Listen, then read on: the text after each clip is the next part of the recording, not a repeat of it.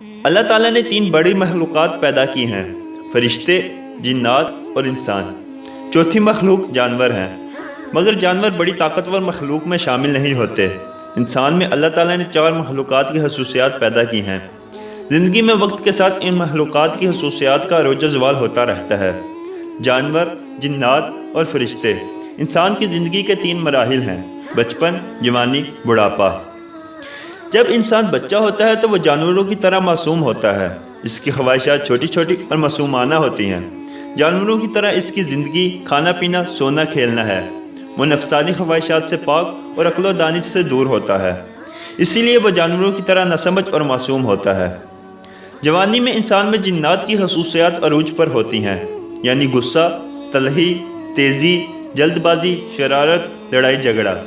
کیونکہ جن ایک شیطانی قوم ہے، انسان میں بھی جوانی میں شیطانیت عروج پر ہوتی ہے۔ فرشتے اللہ تعالیٰ کی وہ مخلوق ہیں جن میں نفس سے خواہشات نہیں ہوتی، اسی لیے فرشتے صرف اللہ کے فرما بردار ہوتے ہیں۔ بڑھاپا انسان کے لیے فرشتوں کی طرح ہے، اس میں خواہشات کمزور ہو چکی ہوتی ہیں، اس کا نفس مطمئن اور کمزور ہو چکا ہوتا ہے۔ انسان کا اصل مقصد بندگی ہے، اسی لیے اسے بندہ کہا جاتا ہے۔ انسان کا اصل کام اللہ تعالیٰ اور اس کی مخلوق سے عشق و محبت ہے۔ اللہ تعالیٰ کی اطاعت اور مخلوق کی خدمت ہے۔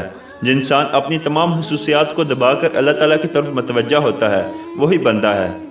جسمانی خواہشات پوری کرنے والا جانور، دل کی خواہشات پوری کرنے والا شیطان اور عبادت و اطاعت کرنے والا فرشتہ بن جاتا ہے۔ صرف عشق محبت کے لیے سب کچھ قربان کرنے والا انسان بنتا ہے۔ اس کے لیے انسان نہ صرف دوسری مخلوقات سے بلکہ اپنے آپ سے بھی لڑتا ہے، اسی لیے اس کا درجہ سب سے بلند ہے۔